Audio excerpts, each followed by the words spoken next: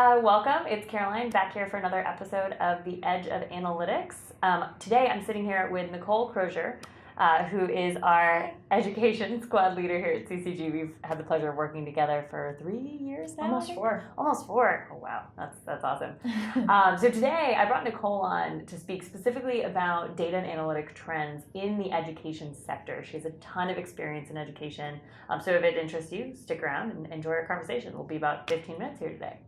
Let's kick things off. I'd love for you to tell them and me a little bit about your role here at CCG. What is the education leader, if that's your role?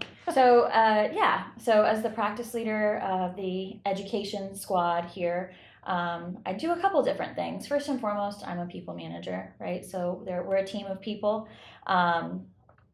We have people that specialize in data warehousing and analytics and project management and business intelligence visualizations, and we all come together for the singular purpose of really bettering the analytics space in education.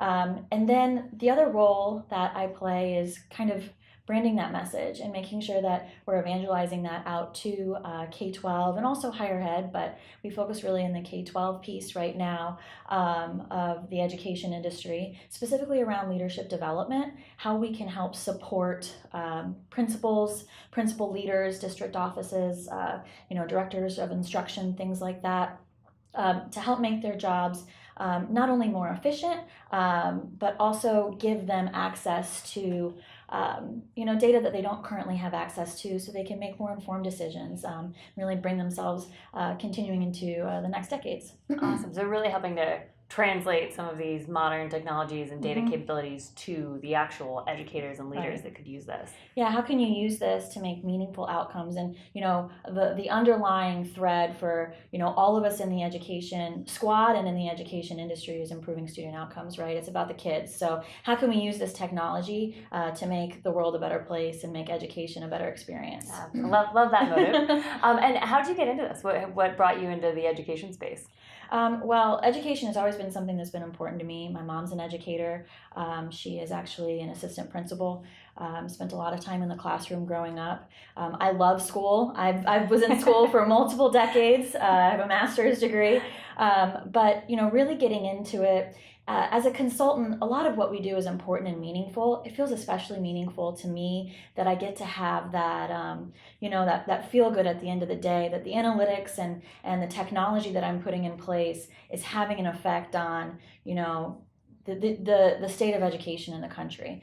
So that's really what keeps driving me forward, and that's what's kept me here for so long. Awesome. Well, for those that are watching that maybe don't have as much knowledge of data and analytics in the education space, let's touch a little bit on what schools are actually doing. So what are some of the ways that schools are using data to help improve efficiencies either on the education or on the student level right now? Right. So traditionally, technology has been used for operational reporting and things like that, right? So there are certain regulations that have existed for some time. You need to report to states and things like that around students, around employees and teachers specifically. And what we're trying to do and what we're seeing kind of industry-wide is happening is taking that data that's already being recorded and maybe presenting it in more strategic ways and to help inform decisions, specifically around leadership development and support. So we already know all this information about a school, via student achievement and performance and growth and things like that. We know a lot of information about employees, where they come from, where did they go to school, what kind of credentials and certifications do they have, what are their personal, career aspirations, and how can we take all that information and visualize it in a centralized location, which is one value in and of itself, but also to help these hiring managers of principals, of associate superintendents and things like that make more informed decisions about who might be a really good fit for a potential school, who might be really well skilled in one particular area that a school could really use and need those skills for. So that's one really big way. The other way that I touched on just briefly was getting this information in one centralized location. So I mentioned this data has been reported and been captured for quite some time, right? But it's not necessarily easy to get to. Maybe one department has it, one piece, and another department has another piece, the state's holding another piece. So technically it's been available, but is it really readily available for the people who are making these decisions? Maybe not. And just getting them to that point where that doesn't take, a huge lift to get to, improves the lives of these educators as well. It's helping to really give access to data that maybe was off siloed in different directions, so they can start using that to be more forward thinking. Right, empower them to make the decisions that are best for their districts, for their schools, and their students. And be the businesses that other corporations are doing, Exactly. Be armed with the same capabilities that they are. I know leadership development is something you're really passionate about. You've helped to develop a solution here, the leadership development solution, that does exactly the types of things you're talking about. So it helps to really aggregate data on these employees, these educators, and help make informed hiring decisions. Can you tell us a little bit more about what that is? Yeah, for sure. So, and leadership development is not something that is siloed to CCG. It's a trend. It's a wave of force that's kind of overtaking education as a whole. There are some benevolent organizations that help support that. The Wallace Foundation being one of them, who we've worked with in the past and continue to do so.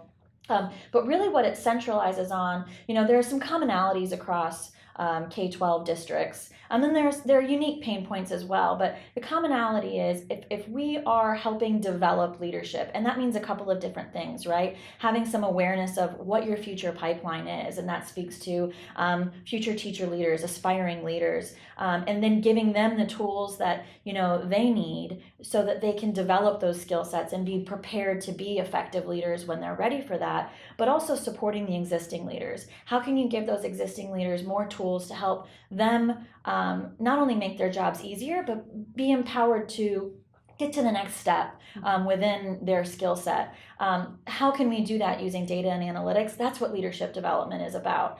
Because when you have empowered leaders, when you have leaders with a full tool set, that's empowering your students, right? Now you have supported teachers, and those teachers are supporting those students.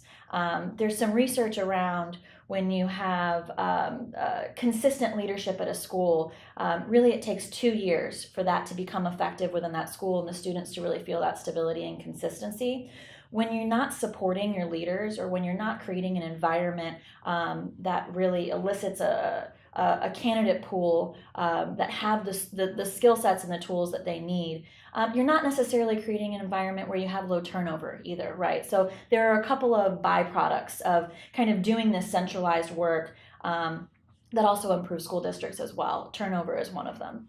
Awesome. And is this something that is only for really large school districts, or how can some of these, maybe a smaller school district that's watching this, take the same principles that you're applying in larger districts and use that effectively to start making these informed data hiring decisions, really? Yeah, absolutely not is it specific to one particular kind of, I guess we could say, size grouping, right? So we've worked with districts everywhere from 3 schools within the district to almost 700 schools. And I mentioned before that there's some commonality, right, which we spoke about. And then there's the unique pain points. And that's when you kind of get specialized into those districts. So, for instance, the small school district that we had was in a rural area, and they had a huge candidate pool, and they really wanted to have a better understanding of what their candidate pool, what those unique skill sets were to help them make more informed decisions. It was kind of like the eyes were bigger than the tummy, right? Whereas in the larger school districts, they're dealing with, quite a few other issues. And you can't probably narrow it down to just one because there's some complexities going on.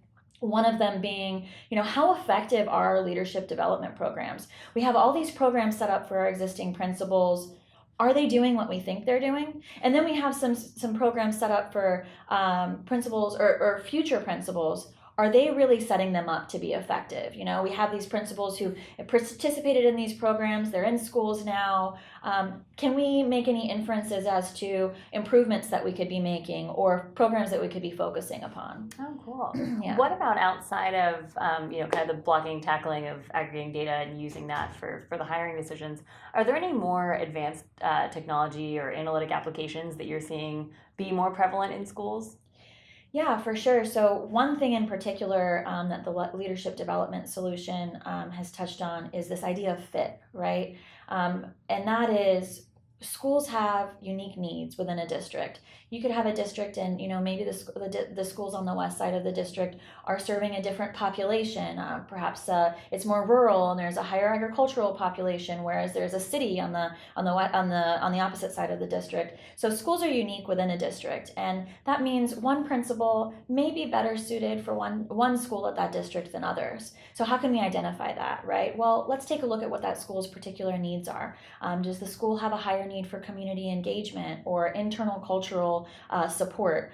And then kind of taking a look at the complementary leader skills and their strengths, and then layering in what their preferences are, right? I could be really good at something and it could be really well suited for a particular role, but if my heart's not in that, that's not where my preference is, that's something to play into as well. And when you kind of take the convergence of those three particular facets, you can see who might be a good fit. It by no means takes away the decision power of those hiring managers and district leaders, but it helps them have a better idea of what a more informed fit could be. And that does require some analytics to get to. It's not just a matter of, you can make inferences if you have visualizations, but kind of taking that convergence is some really interesting work that we've been able to do. And it's really exciting to be able to develop upon that. That's really, really interesting. So it's more than just matching, skills to skills. It's really a diagnostic form of analytics. Exactly. That's really cool. And I know, you have a lot of experience working with K through 12 schools. These school districts tend to have longer, challenging issues getting budget and doing things like this from a technology standpoint. If I'm, a area district leader that wants to become data-driven, that wants something like LDS, like leadership development, what advice do you have on trying to get the support to roll out a solution like this? Right. Well, the first thing I would say is this is the time to do it, because there's so much traction right now with benevolent organizations to work on principal preparedness initiatives, leadership development solutions. I mentioned working with the Wallace Foundation in the past. That's one organization that's helping to evangelize, the potential value of this kind of work. And there are many others as well. I'm sure that grouping as well as I do, the marketing end of things. But there are definitely resources out there. I mean, I'm in education specifically, in private as well, but definitely in public education. It can't really be done unless there's a fund or a grant that's available for that. And the great news is that there's a lot of funding and there are a lot of grants available to do just this work. So yeah, that's great to hear. People know it's important. Yeah. Well, let's talk a little bit about more the fun side. You said earlier it's all about student outcomes. So you're obviously a technologist. You have a passion for data and analytics. How did you get into this field as a student? Where did your interest come from?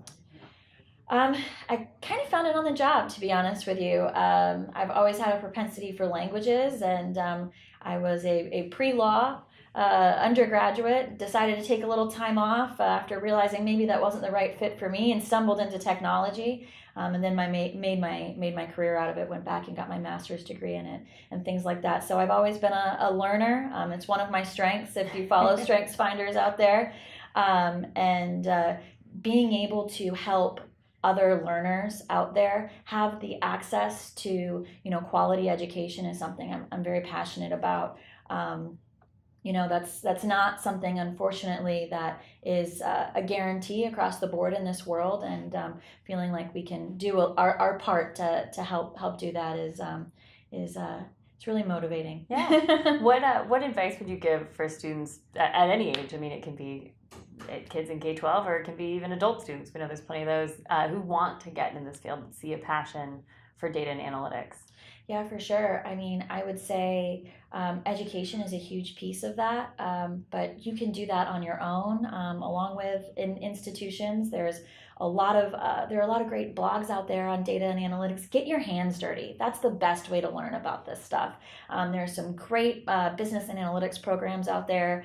I know that's where I learned a lot of what I know now, but definitely get out there. Don't be afraid to start learning on your own and figure it out for yourself. And I think one thing that you will find, and one thing that I really enjoy about this field, is the learning is never done.